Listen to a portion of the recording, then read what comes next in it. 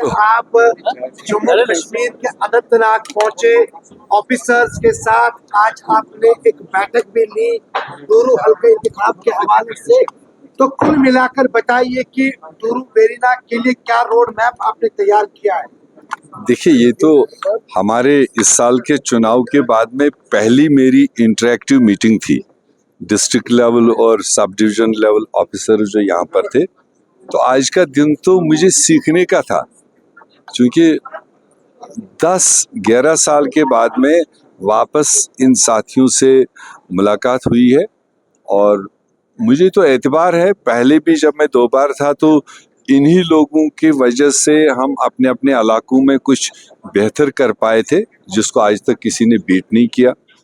और 10 साल में कोई भी काम मेरे क्षेत्र में आगे नहीं बढ़ा, ना ही कोई नया काम आया। तो आज मुझे उम्मीद है कि जिस तरह का टीम यहाँ यंग ऑफिसर्स का है, मिलजुल के आने वाले दिनों में जो भी अवामी डिमांड्स हैं, जो भी वहाँ की रिक्वायरमेंट्स है, जो हमें फ्यूचरिस्टिक हमको आगे के लिए सोचना है, आने वाले 10 साल के बाद क्या बेहतर होना चाहिए, 15 साल के बाद क्या होना चाहिए, उसके लिए मुझे लगा ये सारे ऑफिसर्स कैपेबल है और साथ चलेंगे, उसका डिटेलिंग करेंगे और अपने इलाके और अपने रियासत की खिदमत करेंगे।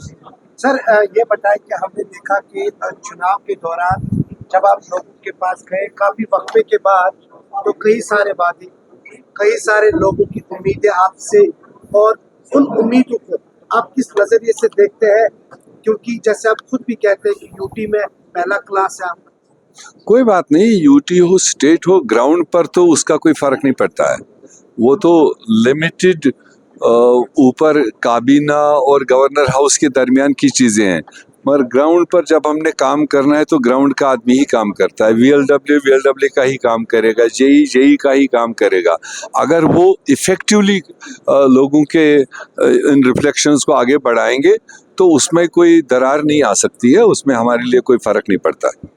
ये सब सियासी मुबस्सिरीन का मानना है, जो इक्वेशन कांग्रेस और नेशनल कॉन्फ्रेंस में मिलती नहीं है आजकल, उनका कहना है कि कांग्रेस भी अपोजिट में जा सकती है।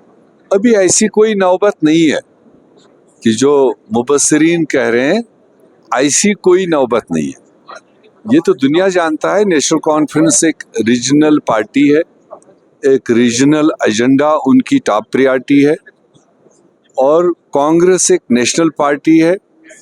तो नेशनल पर्सपेक्टिव में हमारी चीज़ आगे बढ़ती है, तो ये तो दुनिया को जानता है। ना हम नेशनल कॉन्फ्रेंस बनेंगे तो ना नेशनल कॉन्फ्रेंस कांग्रेस बनेगा, मगर एक तालमेल है, एक जो हमारी आइडियोलॉजी है वो कहीं ना कहीं आज नहीं दहाइयों से मिलती है। तो उस बुनियाद पर हमने पीछे चुनाव इकट्ठे लड़ा और सरकार में भी इकट्ठे एक दूसरे को मदद कर रहे हैं, और कुछ लफ्जों का बीच बीच में आपको सुनने का मिलेगा, उतना तो फर्क रहेगा। तो उसकी वजह से कोई कहेगा कि कोई दरार होगी या कोई अपोजिशन में निकल गया या बाहर निकल गया, ऐसी कोई नौबत नहीं है। शुक्रिया।